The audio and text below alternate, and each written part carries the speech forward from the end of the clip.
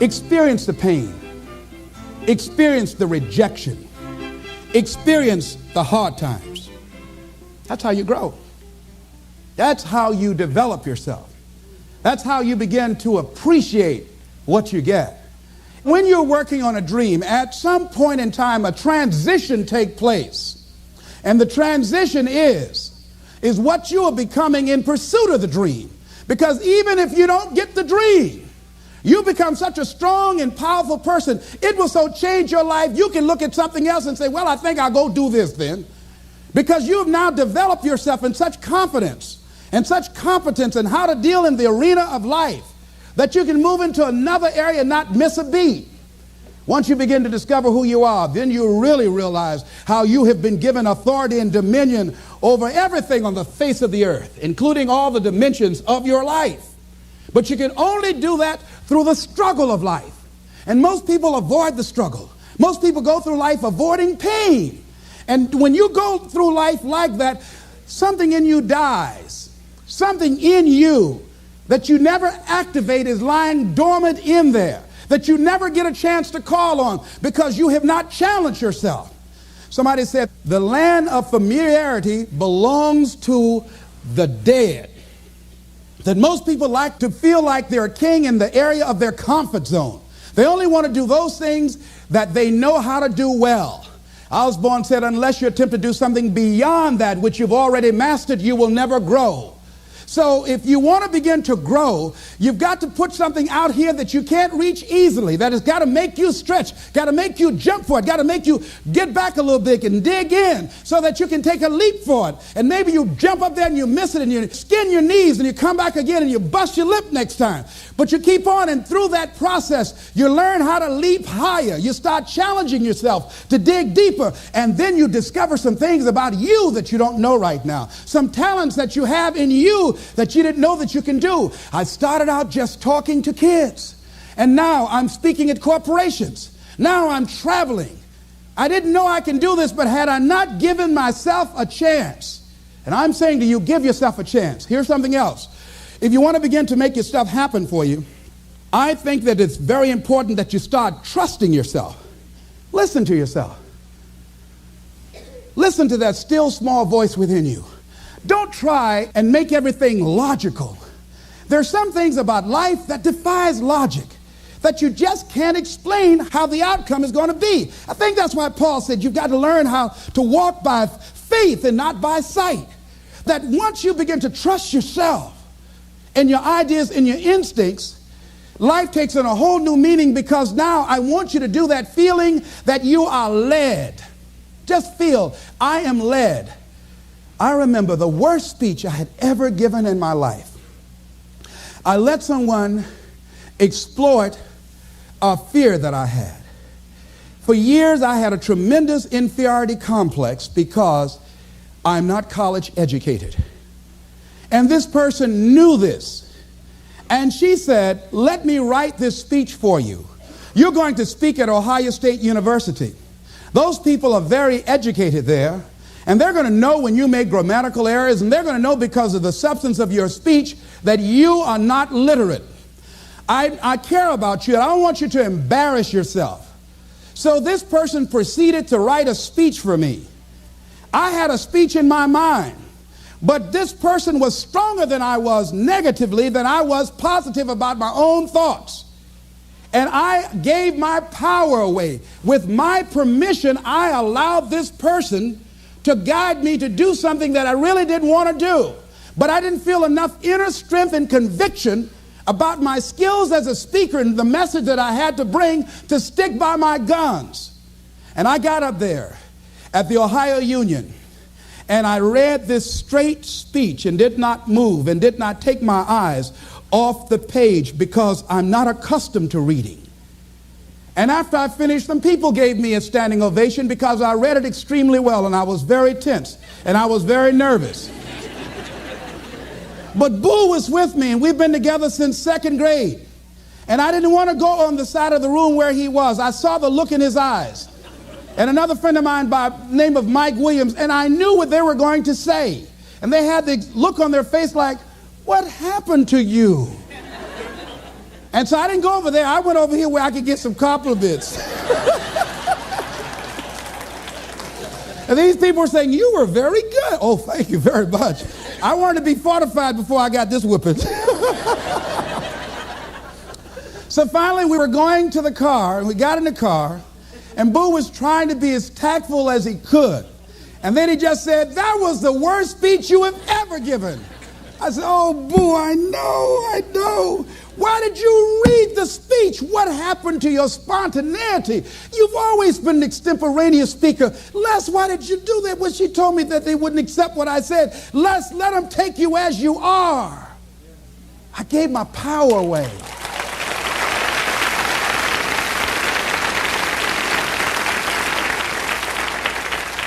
Ladies and gentlemen, don't give your power away. You don't need anybody to approve your dream. It was given to you. If they can't see it, it's because it wasn't given to them. It was given to you. Hold it, nourish it, cultivate it, work on it. It's yours. It's your baby. Work on it until it comes into fruition. I gave away my power, and I said, I'm not going to do that no more. If you've ever given away your power, repeat after me, please. I'm not going to do that no more. Isn't that something good to say? No, all right? Here's something else for those who make it today. Do what you know is right. Treat people like you want to be treated. Don't try and take any shortcuts. Don't try and cheat. Pay your dues up front. I believe, ladies and gentlemen, what goes around comes around. You can pay now, or you will pay double later. So do the right thing. There might be a tendency sometimes, because of the negative part of our consciousness and our own programming, for us to want to say, well, I'll just do it this time. It won't matter. Won't nobody know. Ladies and gentlemen, everything matters. And you know you're somebody. You know. I'd rather lose out on my dream doing the right thing than to cheat trying to make a shortcut to get to my goal. I want to be able to look myself in the mirror. And that's what you want to do. There's no saying, judge a man not by what he does, but by that he doesn't have to do. And to judge the true quality of a man is what do you do when nobody's looking. See, there's some good out there for you in the universe that has your name on it. And nobody can get your good. It has your name on it. They can't take your stuff. It's your stuff. So when you know that whatever you're seeking, it's also seeking you, you don't worry. You don't run scared. You don't think somebody's going to take it from you. You listen to your inner voice, and you always take the high road. There will be the tendency, the natural inclination to take the low road. You must resist that. Repeat after me, please. I will always take the high road. I will always take the high road. And do the right thing. And do the right thing. No matter what. No matter what. Shake somebody's hand on your right and left and say, do the right thing.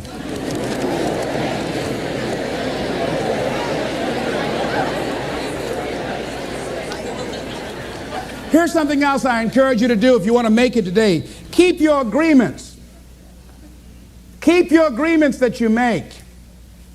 And establish a network of people who will also do that. Establish a network of people in your life that you can count on, that will be there for you when you need them, and you be there for them. And test them sometimes. Find out how many flaky people you've got in your life. Ask them to meet you someplace and say, this is very important for me. Will you be there for me? I need you. And whoever shows up, write their name down. Those that don't show up, draw a line through their name. And when they call you, make sure you're not available for them. Are you busy? No. I just choose not to deal with you in this way. Get all the flaky people out of your life.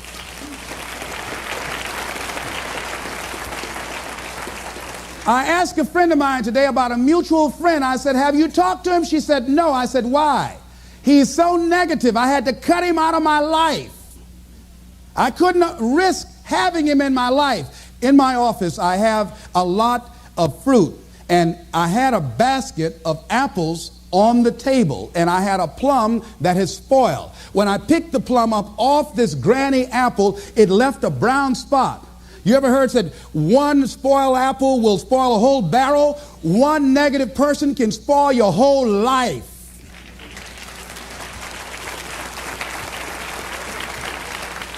Leave the flakes alone. People that are seriously not serious. And if you're surrounded by flakes, that tells you who you are. Because like attracts like. Hello? I know you don't like that. I bet you won't applaud that one.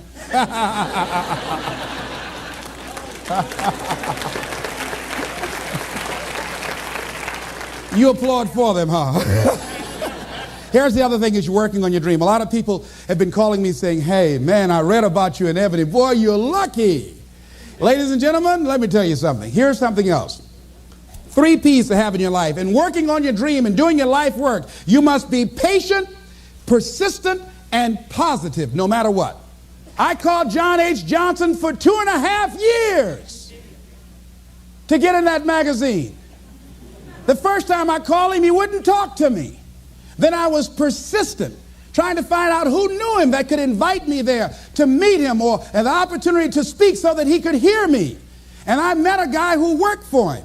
And I said, hey, I'd like to speak for you guys free. I just want to know, will he be in the audience? They said, yes, good. I spoke and I tried to tear the microphone up.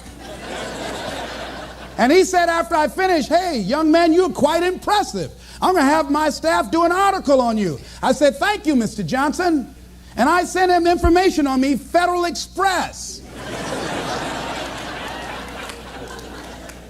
And it didn't happen. Waited for a month and it didn't happen. Waited for 2 months. It didn't happen. I started calling every month. Hello, how are you? May I speak to Mr. Johnson? I'm sorry, he's not available. Tell him Les Brown calling. I just want to say thank you very much for the article when he puts it in. I kept on doing it, kept on calling, sending new articles, sending new information on me, kept on upgrading the information on me, sending him thank you letters. Thank you, Mr. Johnson. I was always positive. I could have gotten negative saying, where did you lie to me? Why you don't tell me you were going to put me in the magazine and you didn't do it? I could have got an attitude. Be positive no matter what. Because when you are negative, ladies and gentlemen, you're sending out negative energy and you're blocking your good. So don't send out any negative energy. Don't take it personal. I didn't care what he thought of me or the staff, that I was a nuisance to them. They get paid to deal with people like me.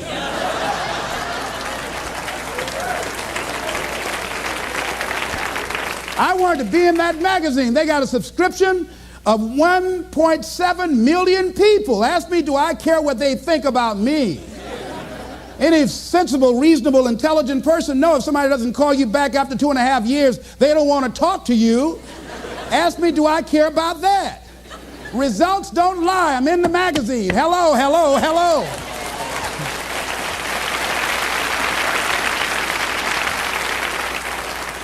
See, a lot of people have an idea or a dream and they give up on it. No, don't do that. Work your dream until it gets hot. See, most things don't happen as soon as we think they should happen.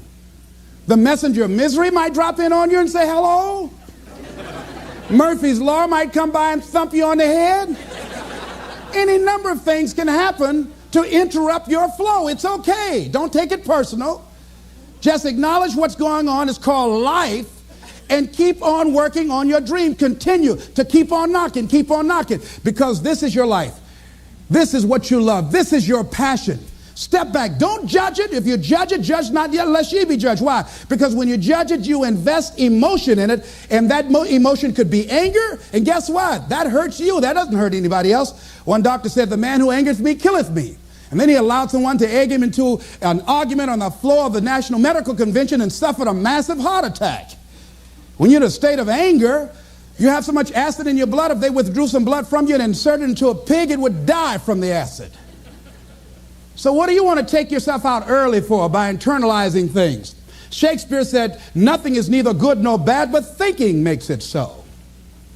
So judge not according to your appearances, but right judgment. and feel that everything is going to work out for you because you're patient, you're persistent, and you're going to be positive no matter what. Don't allow other things or people or circumstances to determine what your reaction is going to be. I was out to dinner with some people, and we had a waitress that was quite discourteous and rude. And the people around me took an attitude about it. I learned how to observe life. I think that in order to overcome life, you've got to learn how to observe it. Just stand back and watch what's going on and choose not to buy into it. I said, "Excuse me, ma'am." I said, "Do you know what TIP stands for?" She said, "No." I said, "TIP stands for to ensure promptness. We've been sitting here a long time. I want to give you $5 up front to ensure a prompt meal. Would you assist me?" She gave me the biggest smile and said, "Of course I will." And I said, "By the way, I'm not with these people. I'm going to be sitting at another table. Please put my meal over there. Serve them by themselves." See, I don't want to make anybody angry who goes behind closed doors to prepare my food. Oh, no. I got my food. If I told them, I said, "If I were you, I wouldn't eat that." "Where's the manager? I want to see him." She said, "I'll get him just a minute. I know what she did to their food." Oh, no. I said, "Eat that at your own risk. I don't even want y'all driving me home. I'll get your cab." No. I don't know when that's going to take effect on you. So don't allow people to determine how you are going to respond to them or circumstances. Learn to look at it. A friend of mine, Tom Perkins, handsome, articulate man in his mid-50s.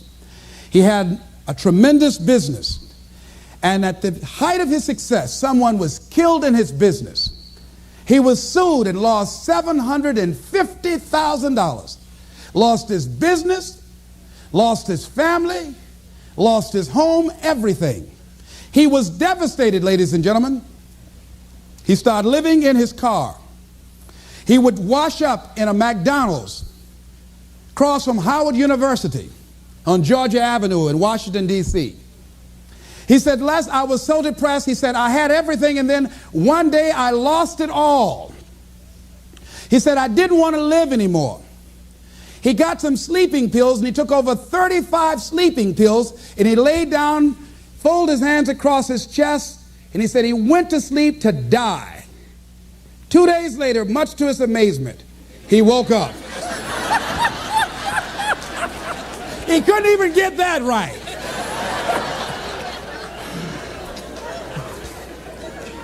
I said, "What happened then, Tom?" He said, "An incredible thing happened." He said he was laying there for a moment. He said, and a voice said to him inside his mind, "It wasn't your life to take." That was one thing. He said, "Since that day, when I get any major challenges, I don't take it on myself personally. I feel that I've got somebody with me." He said, "I'll never leave you nor forsake you." He said, "Hey," I said, "God, you got to handle this for me. This is too much for me." He said, "I don't sweat the challenges of life." Repeat out to me, please. Don't sweat the small stuff. Don't sweat the small stuff. Because it's all small stuff.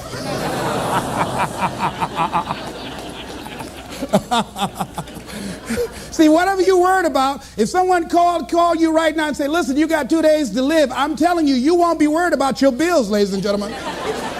You won't be worried about whether or not somebody loves you or cheating on you because you're about to check out. Okay? So put things in perspective. Here's something else Tommy said that I think is important.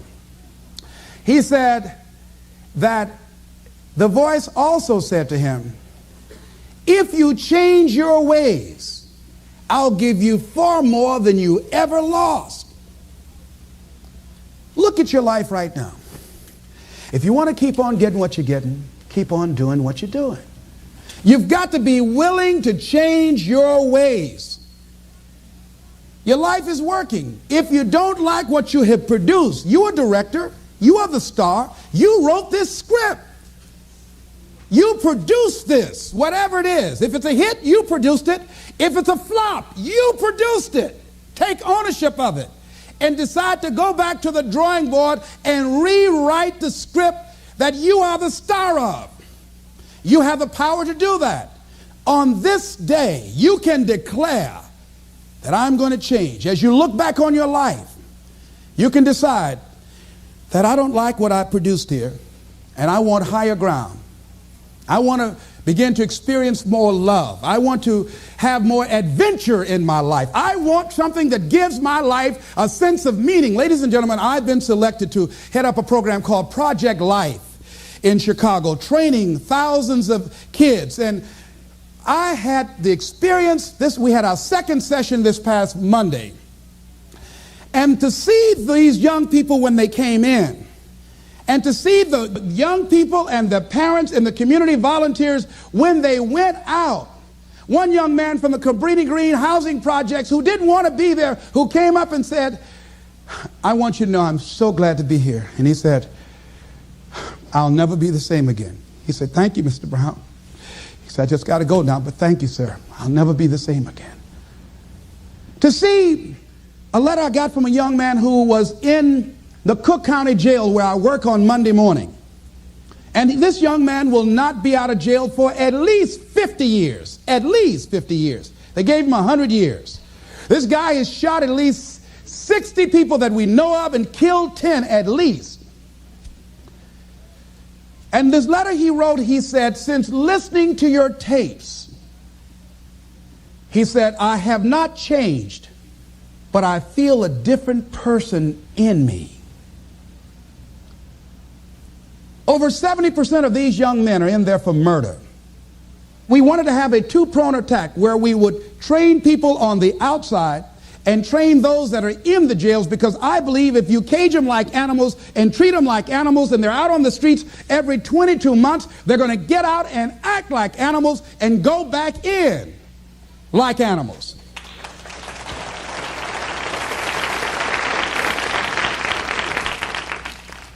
So we said, let's take an approach. This gives me my life. This might be insane. But I felt so good. I believe, ladies and gentlemen, if we can accept the possibility of that this is the decade of consciousness. That's what I believe that this is. The decade of consciousness, if you please. A time where we can begin to create in folks' minds the idea, the possibility that we can create a more humane society, the possibility that we can create more love, communication, and understanding in relationships, the possibility that we can create a drug-free America, the possibility that we can create the kind of respect for diversity and difference in our multicultural society, the possibility that we can begin to develop the mindset to bring out the best in people, to encourage them to achieve their greatness and support them in their dreams, that if we can, in this decade of consciousness, to begin to see and envision that happening, and that we all can play a role, that we were born for such a time as this, that we showed up for this, that we survived 1 out of 9 million sperms, and we have been chosen for this great work. What an exciting time to be alive.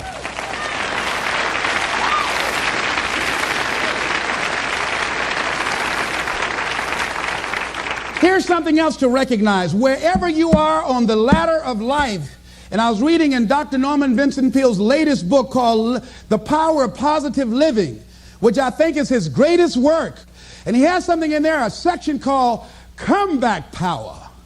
Wherever you are in life, ladies and gentlemen, you've got comeback power. I don't care how low you are. I don't care what you have done.